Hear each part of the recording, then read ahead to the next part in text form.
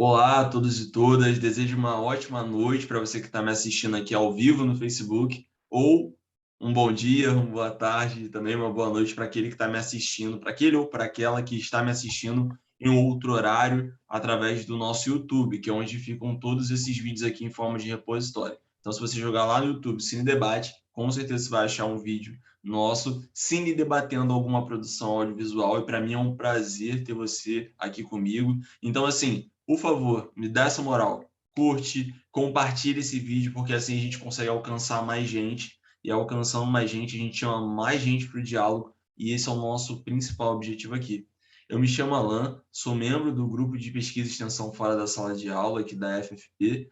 E hoje eu vim trazer um convidado super especial para falar sobre mais uma produção audiovisual bem bacana. E eu vou passar a palavra para ele se apresentar agora. Olá, gente, boa noite, bom dia, boa tarde, né? Dependendo do horário que estejam assistindo, como o Alan já disse. Em primeiro lugar, gostaria muito de agradecer o convite de estar aqui nesse bate-papo, né, nesse diálogo sobre o documentário. Agradecer a você, Alan, ao Arthur, tá, pelo convite. E é isso. Me chamo Renan Correia. Atualmente estou mestrando no programa de pós-graduação em Educação, Processos Formativos e Desigualdades Sociais da UERJ-FFP, essa aí que está ao fundo do Alan. Tá? Sou formado em Geografia pela mesma universidade. E é isso, gente. Vamos lá para a nossa conversa. Justamente, Renan, e assim, para todo mundo saber, né, que nós iremos debater, todo mundo vai saber, então reforço, compartilhe aí, gente. Porque hoje essa produção que a gente vai trazer aqui é muito especial. Ela é uma produção que foi feita de um trabalho de conclusão de curso. Então, assim, está disponível no YouTube, bem bacana. Muita gente fera envolvida. Eu trouxe aqui alguns nomes de pessoas envolvidas no projeto. O roteirista é o Eduardo Bittar, o editor é o Marcos Vieira, e também tem a orientação da Ellen Geraldi, que é uma pessoa também que está ali organizando esse trabalho. Então, galera, basicamente, qual é o nosso objetivo aqui? A gente trocar uma ideia com relação a essa produção, o quanto ela pode impactar nas nossas vidas, né, enquanto educadores ou educandos, né, a gente que está trocando esses papéis a todo momento, né, e vamos então trocar uma ideia aqui sobre esse filme. Agora, esse Cine Debate aqui, a gente está aqui já em julho, né? Mas no mês passado, a gente teve um mês todo dedicado à pauta LGBTQIA+, né? Muitas discussões, muitas informações foram disponibilizadas para a gente. A gente chega um pouco atrasado, mas é sempre tempo de debater. E hoje a gente trouxe o Renan, que é justamente um cara que conhece muito do assunto, vem daqui trocar uma ideia com a gente. E aí, Renan, a primeira coisa que eu gostaria de perguntar é se você já conhecia o documentário, né? Como que você sentiu esse documentário de primeira? Você conhecia, não conhecia, gostou, não gostou? Então, Alan, não conhecia o documentário, conheci agora, a partir da indicação para esse Cine Debate. Gostei bastante do documentário, principalmente por me ver muito nesse documentário. Eu sou nascido numa cidade do interior, mas do estado do Rio de Janeiro, diferente, né, da galera lá que está ali mais que está em Goiás. Então eu vivia muito.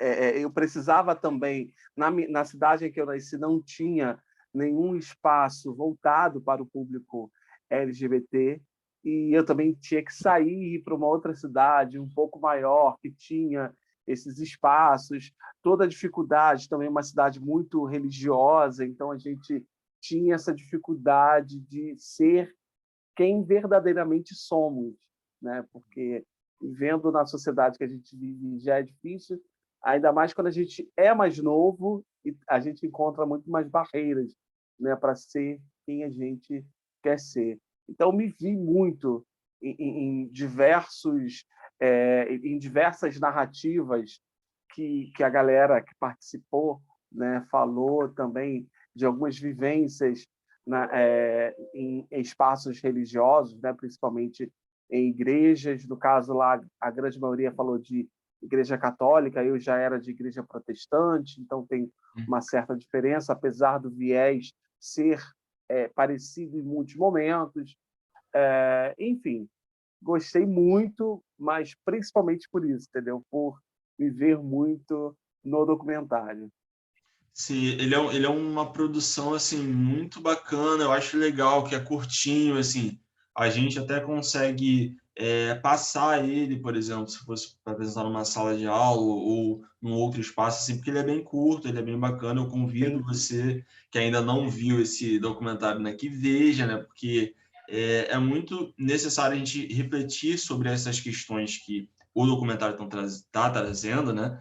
E assim, por mais que seja um documentário curto, ele é extremamente potente por muitos vieses. A gente poderia até falar sobre essa questão da homossexualidade em diferentes faixas etárias, uma questão geracional, né? Porque ali traz um rapaz de 40 anos, né? E outros jovens de 20, assim, como que esses vivem as suas particularidades, as suas realidades. A gente poderia ter um olhar religioso da coisa, a gente tem muitas vertentes que por vezes se atravessam, né? Mas aqui a gente vai tentar dar uma ênfase maior, né, na questão educacional, que tem muito a ver com o que o Renan pesquisa, ele vai falar um pouco mais sobre isso também. Mas, Renan, assim, para dar um pontapé inicial para a nossa reflexão, eu gostaria de perguntar para você um ponto que me chamou muita atenção no documentário foi o fato da questão da homossexualidade, por vezes, ser um pouco falada. Né? E até a ideia de todo mundo vai saber, a ideia de que assim, tem dois sentidos, né? Tem o sentido que, por vezes, ele encara assim, todo mundo vai saber, né? Porque é uma cidade pequena, mas também todo mundo vai saber potente no sentido de que a coisa precisa ser falada, né? Ela não precisa ser omitida. E a gente pode até pensar também nas razões por que ela é omitida, sendo bem inocentezinho aqui na minha pergunta, né? Mas as razões por que isso é pouco falado, e eu gostaria de ouvir de você, enquanto educador e pesquisador também na área, de saber o seguinte: qual é o papel da escola nesse processo de todo mundo saber e como que essa temática ela pode atravessar a vida dos educadores e dos sujeitos de modo a gente talvez superar esse tabu. Não sei se até se essa é a ideia correta de superar um tabu. Gostaria de te ouvir falar sobre isso e discorrer sobre tudo aquilo que você pesquisa e também suas percepções sobre a obra. beleza. Então vamos lá, Alan. Eu não vejo esse assunto ele sendo pouco falado. Eu vejo esse assunto sendo mal falado. Uhum. Né? A nossa sociedade, historicamente, vem colocando as homossexualidades, né? Porque não é uma só, são diversas, né?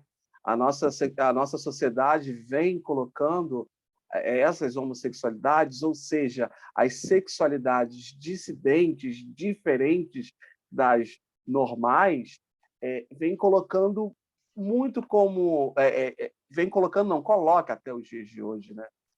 Como doença, como pecado, porque a gente vive numa sociedade, por mais que a gente às vezes queira fugir, né, desse assunto que vai adentrar um pouco a questão do pensamento judaico-cristão e aí misturar um pouco com religião, mas não tem como, Uhum. porque quando diz, né, que a minha, no caso, né, por ser um homem gay, quando a minha sexualidade ela é dita, né, dizem que é pecado, então isso está dentro de uma moral religiosa cristã. Né? Uhum. Então, eu acho que esse assunto ele é muito falado, porém mal falado.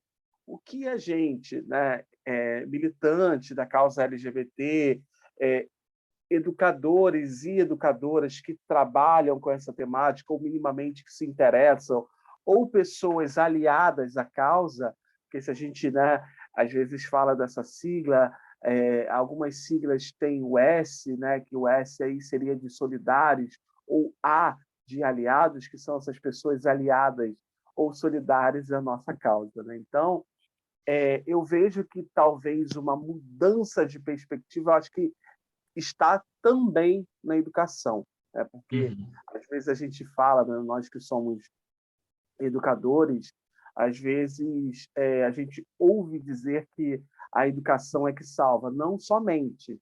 Ela é uma parte, né, que salva a sociedade, que salva no sentido, né, de se criar uma sociedade mais crítica. Mas eu acredito que sim, que é a partir da educação, de se falar nos espaços educativos sobre as sexualidades e os gêneros dissidentes. Por quê? Quando não se fala, é colocar essas questões num não lugar. O não dito, às vezes, também é dito. É dito no sentido de não pode ser assim, não vai ser assim, é errado ser assim. Então, muitos espaços educativos, e falo muitos, não posso dizer todos, pois não conheço todos, e entendo que cada espaço educativo é um espaço educativo, logo não posso generalizar. Muitos espaços educativos eles reforçam a heterossexualidade quando um casal hétero pode andar de mão dada dentro da escola e um casal homoafetivo não pode. E isso eu vi durante a pesquisa que eu realizava ainda na graduação. Eu fiz uma pesquisa numa escola pública no município de São Gonçalo, estado do Rio de Janeiro, aonde está a FFP, inclusive, em que eu fui inicialmente fazer uma observação como se dava a relação desses alunos, dessas alunas LGBTIA+, com o espaço da escola. E numa dessas observações, eu vi um funcionário da escola em que ele chega para duas meninas que estavam sentadas no pátio, e uma estava sentada e a outra estava encostada nela, assim, encostou as costas no peito da outra, assim, né? Estavam sentados batendo papo e não eram um casal. Porém, uma das meninas era lésbica, é lésbica, né? Aí esse inspetor chega e fala, manda elas se separarem, porque aquilo dali era uma escola e elas não poderiam ficar daquele jeito, sentadas, porque ele era uma escola. Ele vira, era uma parede assim, como se fosse uma esquina, né? Elas estavam sentadas aqui e tinha um casal hétero sentado aqui, exatamente do lado, na mesma posição em que essas meninas estavam. Ele passa, olha e não diz absolutamente nada. Ou seja, é a escola reforçando o que é certo e o que é errado. Porque quando não diz que o casal, quando diz que as duas meninas não podem ficar assim e não diz a mesma coisa para o casal hétero, é para dizer assim, ó, isso na hora do intervalo, todo mundo olha, é assim que vocês têm que seguir. É esse exemplo aqui, esse não, porque se seguir esse exemplo, a gente faz o quê? A gente separa. Então, só que a gente também sabe, e a gente, enquanto pesquisador, outros pesquisadores, né, a partir de algumas pesquisas já realizadas, que a temática de gêneros e sexualidades ela não está presente na maioria dos cursos de licenciatura, né, no Brasil.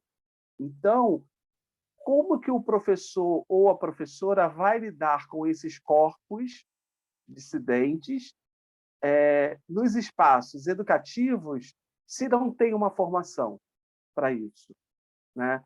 É muito mais fácil fingir que não está vendo, é muito mais fácil dizer deixa para lá, né? Só que o que a gente ainda também não sabe, mas que existe no Brasil, são leis que regulam, inclusive, a omissão de um agente público em seu papel, né, exercendo seu papel de omissão em casos de LGBTfobia. Isso também é crime. Mas a grande maioria das pessoas, tanto de quem sofre quanto de quem pratica e de quem se omite, a grande maioria não sabe disso, né? Infelizmente ainda não sabe. Até porque a LGBTfobia no Brasil foi criminalizada não tem muito tempo, né? Então, isso ainda está chegando para a galera. Mas, assim, vejo que a educação tem um papel fundamental mas vejo também a importância de se discutir isso nos cursos de formação de professores, tá? Para que quando a gente, eu, você e outras pessoas que estão passando ou já passaram pela graduação, porque os que já passaram estão em prefeituras, enfim, no estado vão fazer formação continuada, né? Enfim, mas a galera ali que está ainda passando a formação inicial tem que se discutir sim. Por quê? A gente até discute isso na universidade, mas entre nossos pares. A gente vai conversando. Quantas e quantas vezes alguém me parava no corredor porque eu era assim, não sei se eu era o único aluno da FFP que estudava gênero e sexualidade na época ali que eu passei na universidade, que eu comecei a estudar 2016 e até 2019, que foi o período que eu fiquei na graduação estudando gênero e sexualidade, até me formar. Então, algumas pessoas sempre vinham, me perguntavam como fazer, como proceder e como que... Então, é isso que a gente precisa ter nos nossos cursos de formação. Eu, por exemplo, venho da geografia. Durante a minha graduação inteira de disciplinas ofertadas pelo departamento, eu só tive 2 textos em uma disciplina no final da graduação que versava sobre a questão de gênero, né, sobre a questão da mulher, e só isso, 2 textos uma ou 2 aulas que a gente discutiu isso. Isso para a gente também serve como um exemplo, mesmo sendo muito pequeno, de como a maioria dos cursos de formação de professores trata as questões de gênero e sexualidades, sempre deixando de lá. E é sempre bom lembrar que vivemos no país mais perigoso do mundo para a população LGBT. Então, já passou mais do que da hora de que os cursos de licenciatura trabalhem essa temática para que a gente tenha a possibilidade cada vez mais de formar cidadãos e cidadãs críticas, né? Porque não adianta só dizer assim, existem pessoas diferentes. Claro, todo mundo é diferente, mas existem diferenças específicas. Existem atitudes discriminatórias específicas. Então, a gente tem que tocar, a gente tem que falar de forma mais específica. Não sei se respondi seu questionamento, Alan. Poxa, falou muito bem, Renan. Assim, também ficaram borbulhando várias coisas aqui na minha cabeça e pensar também, assim, no público que está assistindo a gente e, por exemplo, em situações como essa, porque todos nós passamos pela escola ou até mesmo nos ambientes não escolares, como você bem falou, assim, existem certas ideias, né, preconceituosas, discriminatórias que são perpassadas nos ambientes.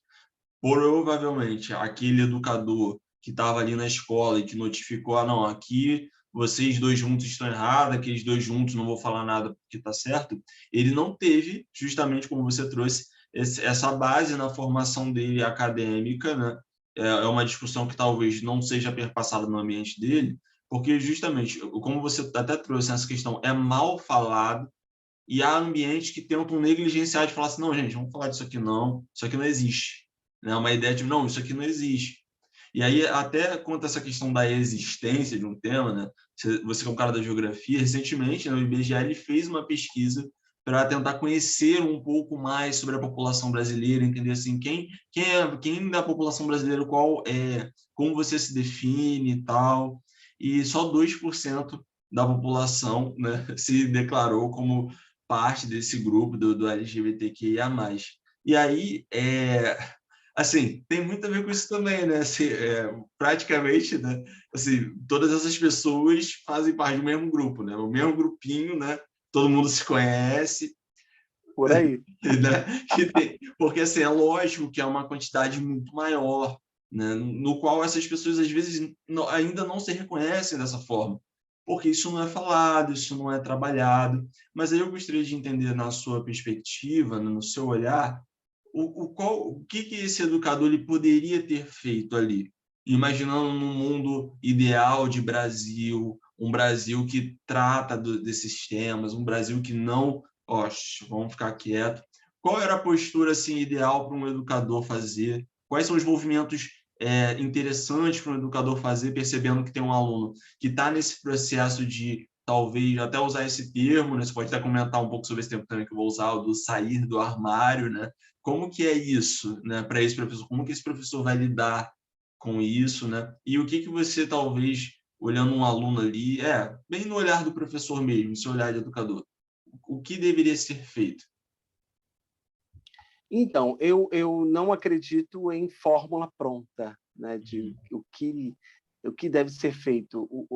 O que deve ser feito é que a gente tem que levar em consideração o contexto em que aquele indivíduo está inserido, né? Uhum. Então, eu não tenho como dar uma fórmula pronta. Claro, minha postura seria a minha postura diante de uma determinada situação, mas a postura de outra pessoa pode ser totalmente diferente da minha e não necessariamente por isso estaria errada, né? Justamente. Enfim.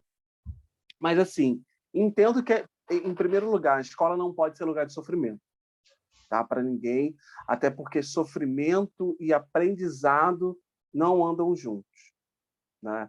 Não, não, inclusive no documentário eles falam um pouco sobre isso, sobre como foi o processo de aprendizado, sofrendo bullying na escola, também passei por isso e sempre digo, eu não tenho um amigo ou amiga da época da escola. Sempre, nunca levei ninguém para a vida, né? Fora da escola. Por quê? Porque a escola sempre foi um lugar de sofrimento para mim. Então já começa por aí, né? Que a escola não pode ser esse local de sofrimento. Mas qual seria a postura, né? Mas antes de falar um pouquinho da postura, vamos voltar ali no IBGE, né? Que isso foi um absurdo, né? Eu até brinquei, eu falei, gente, eu conheço a população LGBT do Brasil toda, não é possível. Eu até brinquei, eu falei, então eu já peguei todos os LGBTs do Brasil.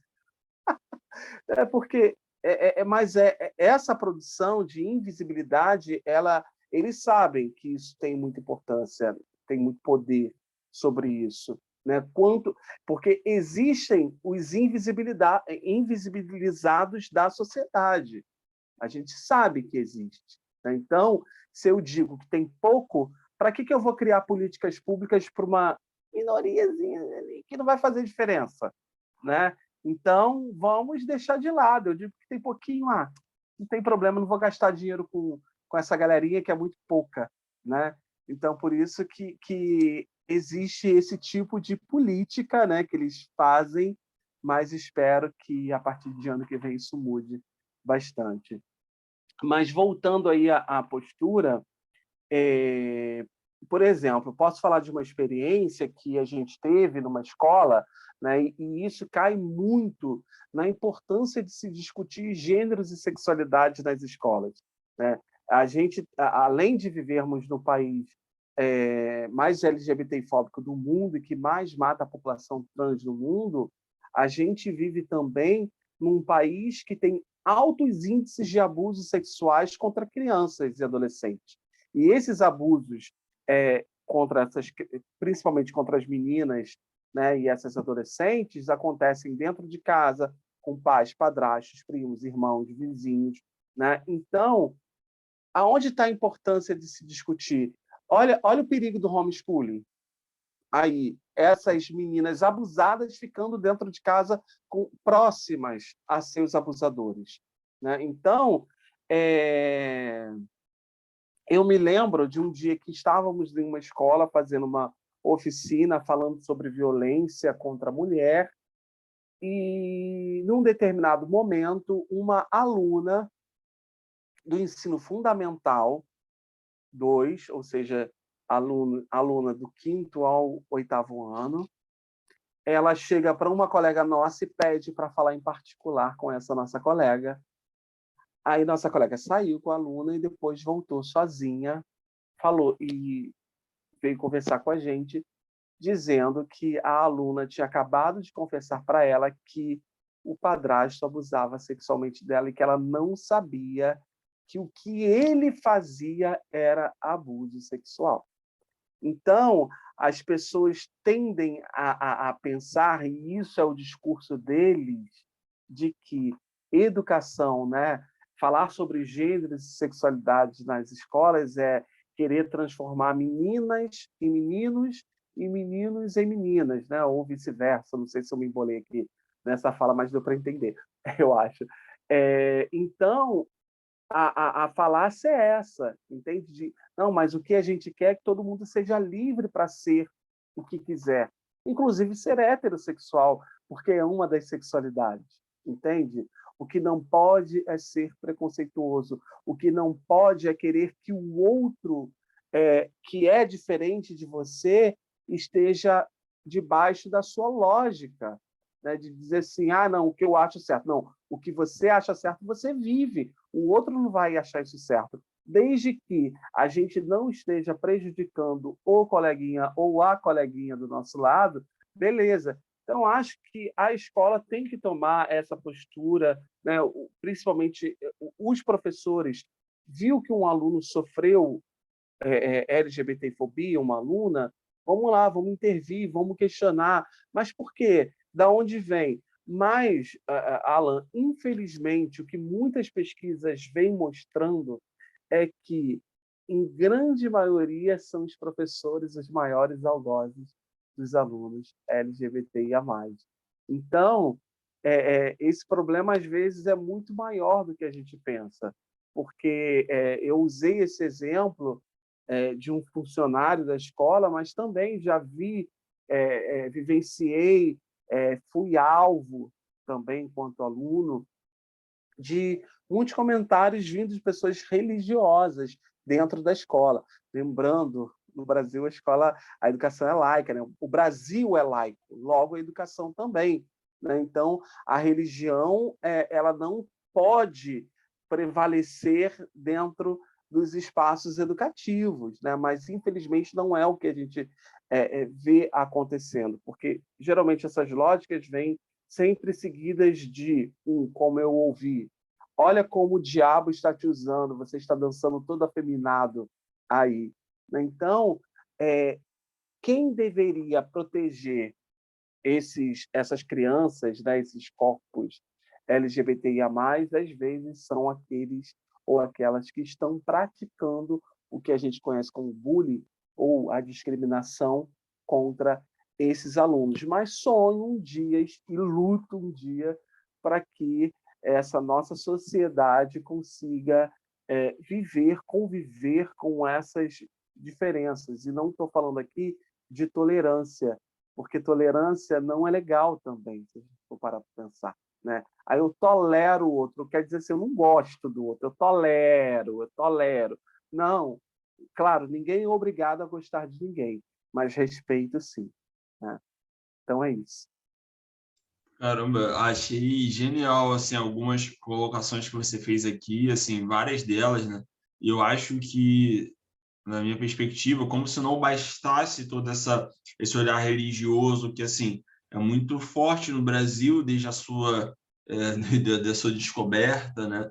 Então, assim, é muito complicado, é muito delicada essa questão para as pessoas, porque envolvem as paixões, crenças, né, que fundamentam a sociedade, que é patriarcal, que é machista, né, e que acaba promovendo números drásticos, como esse está falando, essa questão das mortes, enfim, algo absurdo. E como se não bastasse, né, por muito tempo, a homossexualidade no Brasil foi encarada como um problema patológico, né, como se as pessoas estivessem doentes, fossem doentes mentais, e gera toda uma questão de sofrimento para as famílias, no sentido que tange a religião e tange essa questão de também, tipo assim, ai meu Deus, ele é isso, onde eu errei, né? Vai surgir vários questionamentos assim, né?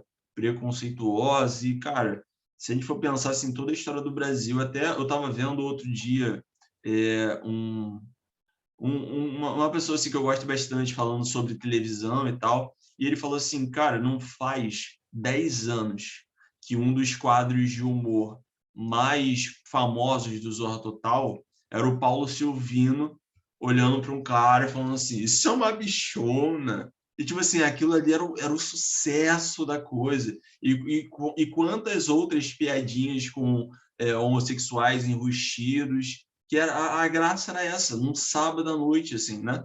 Pode, E quer... você não vê, e você não vê as pessoas problematizando isso no sentido de, ah, não, mas isso, mas quando teve lá, né, aquele beijo entre os dois rapazes na novela, o auê que foi, entende? Ou Uhum, seja, o gay, o LGBT no geral, serve para chacota, mas justamente. para ser bem-sucedido não pode, não, isso é um absurdo, mas se for para isso é uma bichona, é Uhum, legal, é divertido, entende? Então é isso. Mas só que as pessoas, infelizmente, não conseguem pensar por essa lógica, entende? uhum, Pensar de, ué, por que para chacota serve, mas se eu vejo uma personagem bem-sucedida, isso é problema. Teve recentemente também uma novela na Globo com a Ivana, né? O Ivan, que era uhum, uma personagem trans, né? Como uhum. aquilo deu pano para manga. Mas por quê? Porque estava mostrando a realidade de um ser humano. Mas com certeza, se aquele ser humano ali fosse extremamente caricato, jamais seria problema para a nossa sociedade, né? Sim. Sociedade cristã. Cristã que diz o quê? Amai-vos uns aos outros, né? Como Cristo amou, Uhum, como Cristo ama você, enfim. uhum, Mas é uma sociedade que é dita, né? Que vive na base do amor. Mas o que a gente. Eu sempre pergunto isso, Alan. Eu falo, a gente vive no país que mais mata LGBT no mundo. A população trans no Brasil, a perspectiva de vida dessa população não chega aos 40 anos de idade. Mas uhum. isso não é por conta de morre de doença, né? Porque ainda, a gente ainda tem a questão da AIDS, né? Do HIV, de dizer morre de AIDS, né?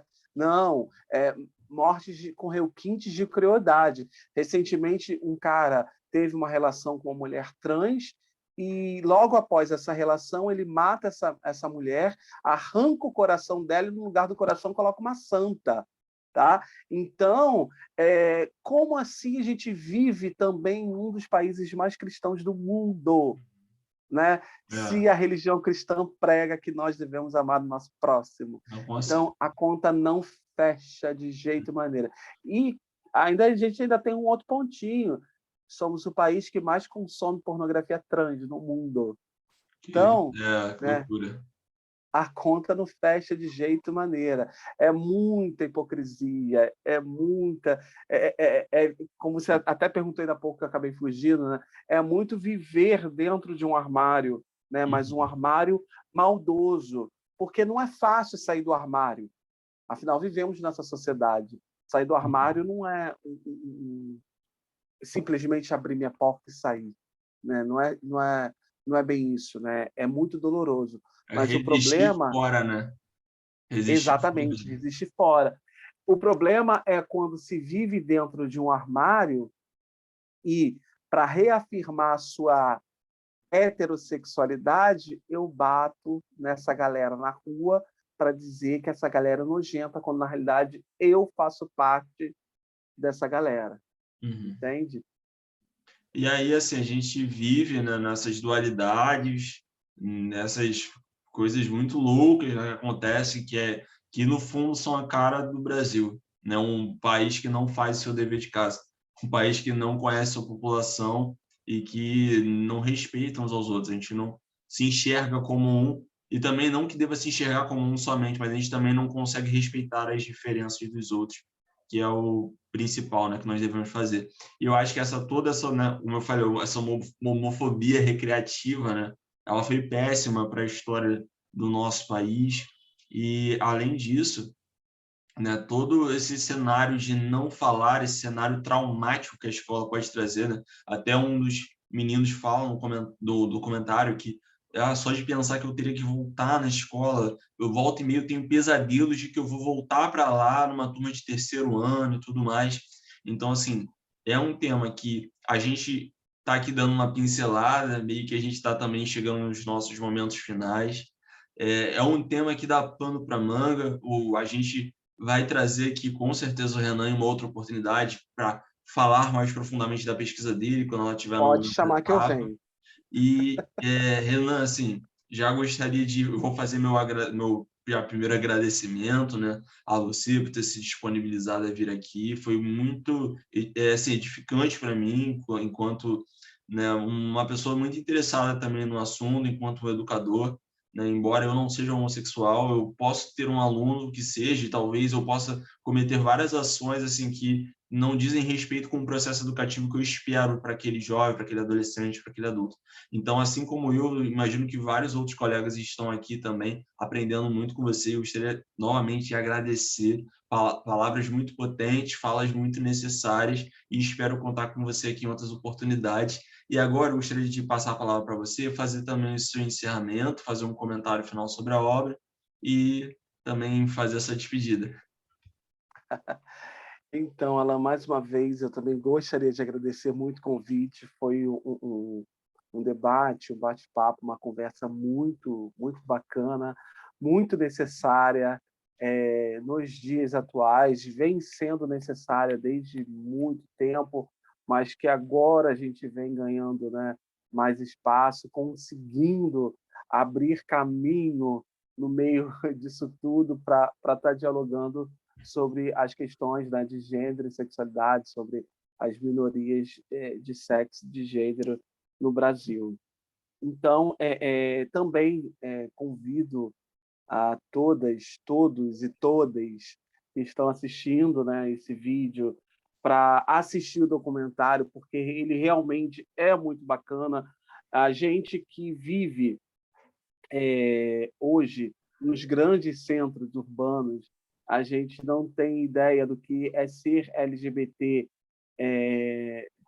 nas cidades, né, do interior. É ainda muito complicado, porque lá a questão religiosa, os conservadorismos ainda impera muito, mudou bastante, né? Mas Uhum. ainda tem muita coisa acontecendo, infelizmente. Então é isso, que essa conversa tenha sido boa para vocês, que eu tenha contribuído de alguma forma, que vocês tenham conseguido aprender de alguma forma aí com a nossa conversa. Muito Poxa, obrigado, gente. com certeza, e novamente agradecer ao professor Arthur pela oportunidade de estarmos aqui e pedir para você curtir, compartilhar, comenta aqui nesse vídeo o que você achou. Gostaria de fazer alguma pergunta para o Renan, a gente dá um jeito de encaminhar a pergunta para ele também. Isso. Enfim, para mim foi um prazer enorme estar aqui com o Renan, estar aqui com você. Então, desejo um excelente dia para você. Espero que esse debate tenha sido significativo para você, assim como foi para a gente. E acompanhe as redes sociais do Fora da Sala de Aula, que a gente sempre traz novidades aqui, sempre com debates interessantes e sempre com convidados com pautas pertinentes para que nós cresçamos enquanto sociedade. É muito importante que a gente, né, esteja atento a tudo isso que estamos vivendo, pois estamos em um outro tempo, em um tempo em que certas coisas não são mais toleráveis, né? Até uma coisa que não são mais toleráveis. O que não é tolerável é você ser homofóbico, é você praticar discriminação com seres humanos, pessoas, né, que vivem a mesma sociedade que a gente, tem os mesmos direitos. Então, essa é a mensagem final que eu gostaria de deixar.